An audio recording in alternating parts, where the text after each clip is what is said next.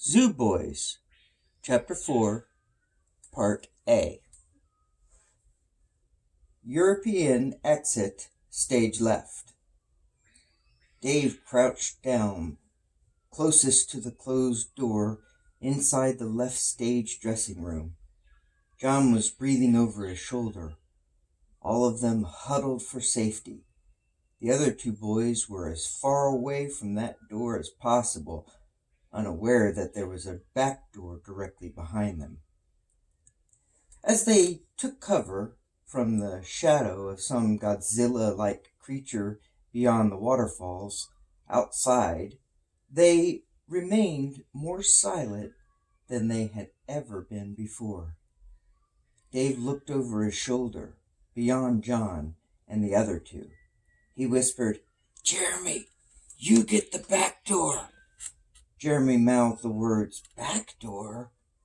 Dave gave his head a sharp nod up, using his chin to point past Jeremy, who slowly turned only to discover he was no safer in the back part of this place than he was up near the front.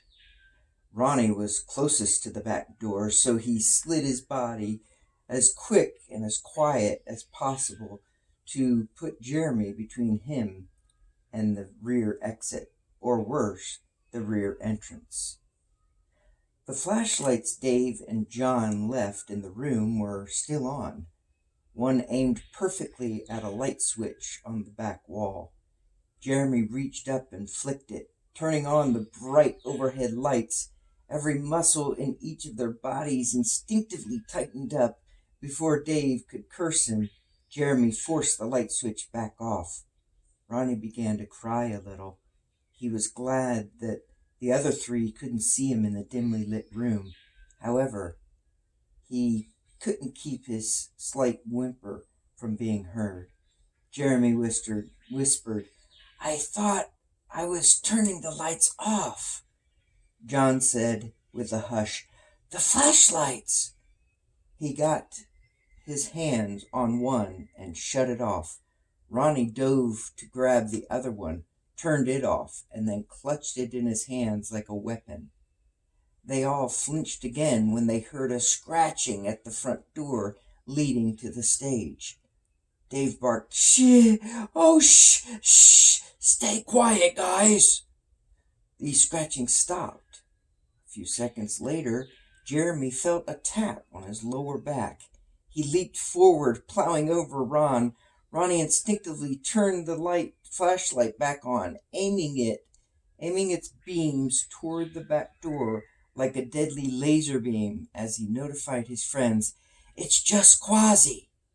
Quasi was left out on the stage when the boys ran for cover. John confirmed with a whisper, "That was him at the front door scratching.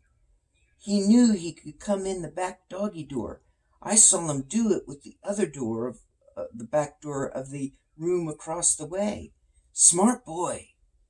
Dave asked John if everything was just a game to him. John replied, "No."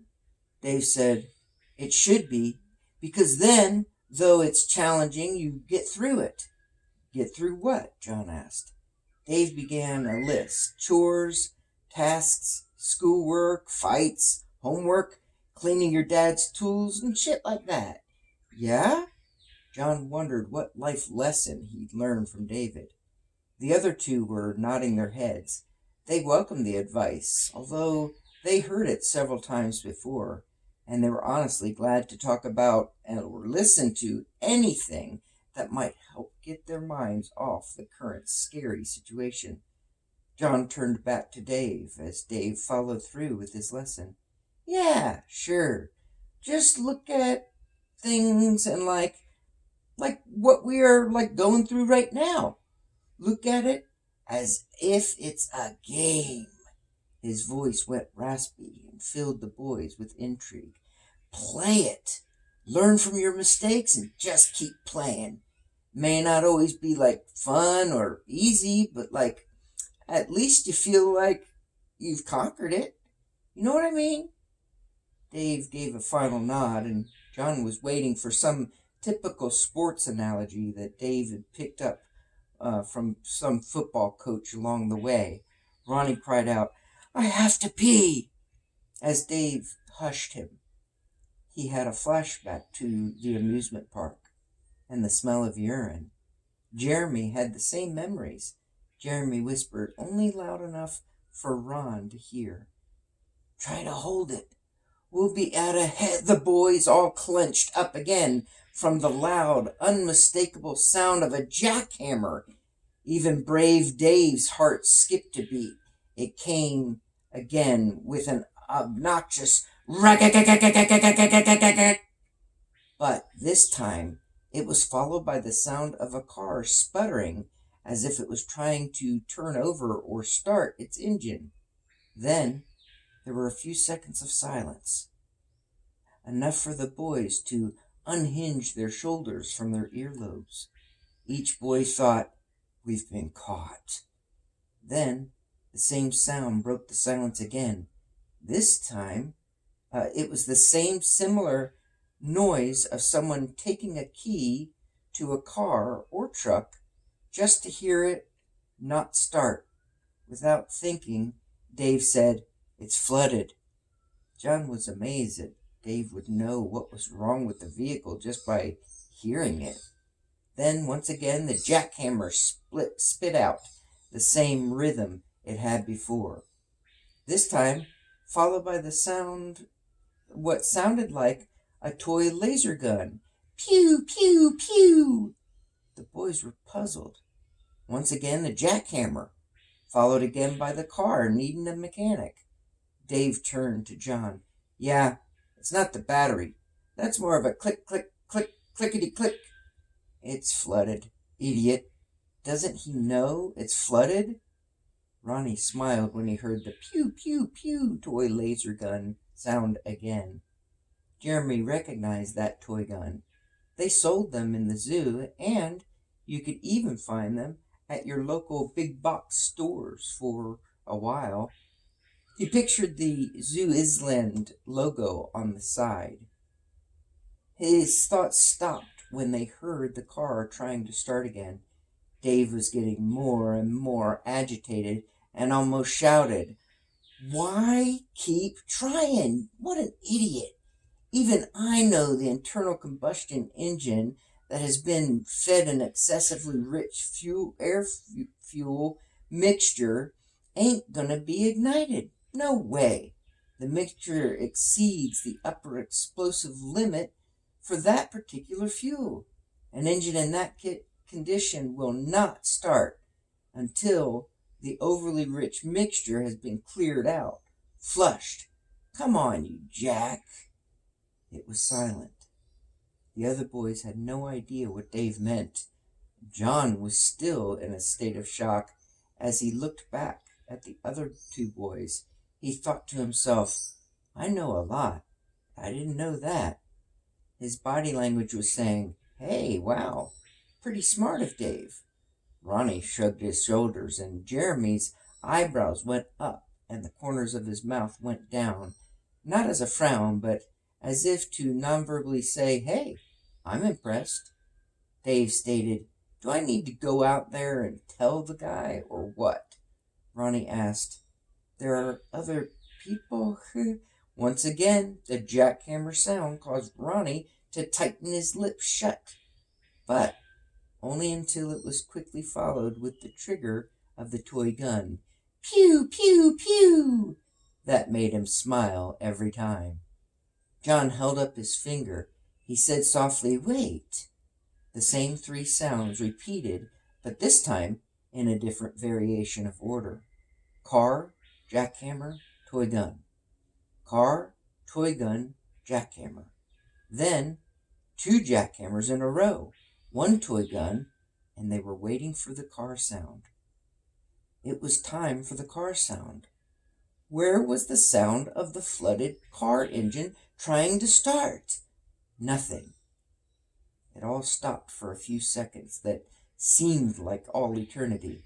Then, breaking the dead air, pew, pew, pew! They all released the breath they had been holding in. John said, You know what I think it is? Dave bit his tongue, giving John a chance. Dave knew Johnny probably didn't know how to flush out a fuel line or change a carburetor, let alone how to change the oil or even a car tire, but he might just know what these sounds were. Jeremy took a guess. Atmosphere sounds? Ambiance effects? Or maybe music? Ronnie spoke up.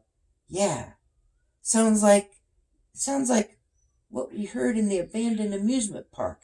Sounds like, like make you feel like it's funner or stuff. Sounds coming from out of those hidden speakers that look like rocks. Ambulance. Jer corrected him. Ambience. Dave hushed them. Let Johnny speak.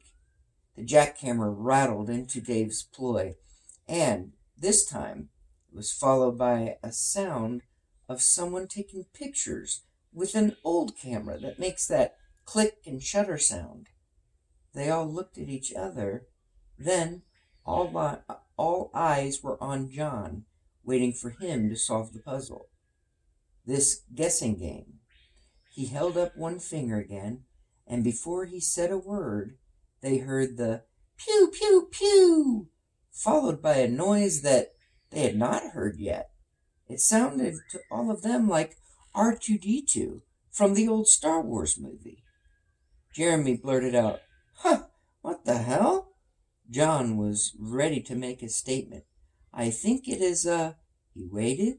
The sound of the flooded car trying to start filled in the dramatic pause, immediately followed by pew, pew, pew, and the softer sound of a camera shutter.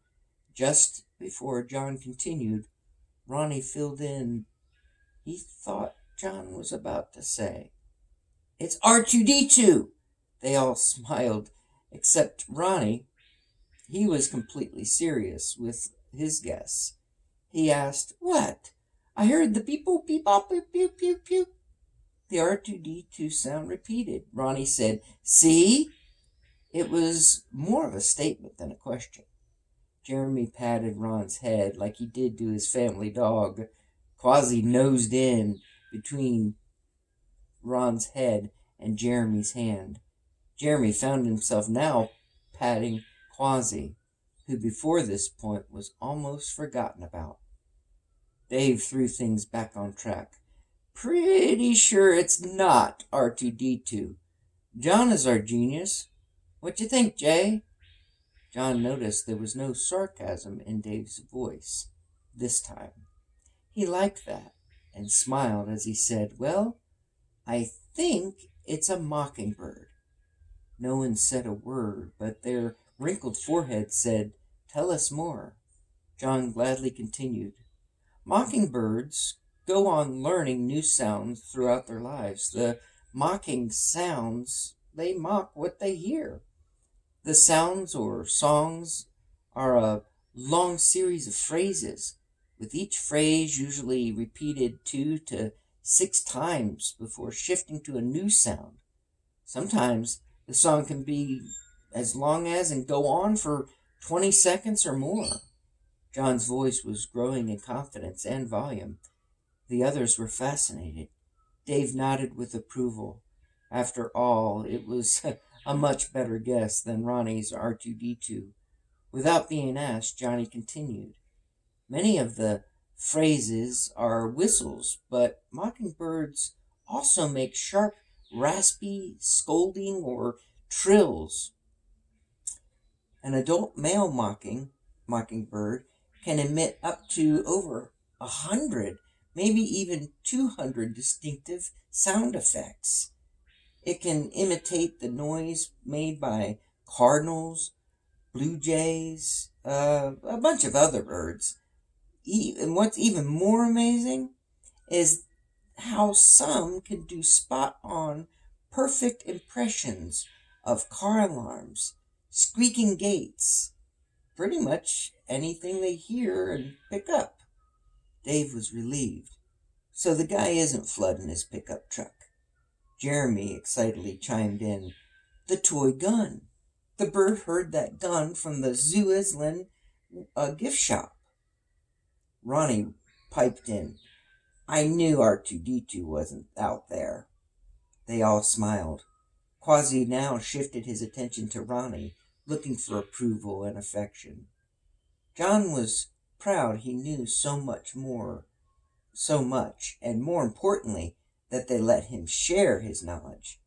He spoke again to show off his intelligence.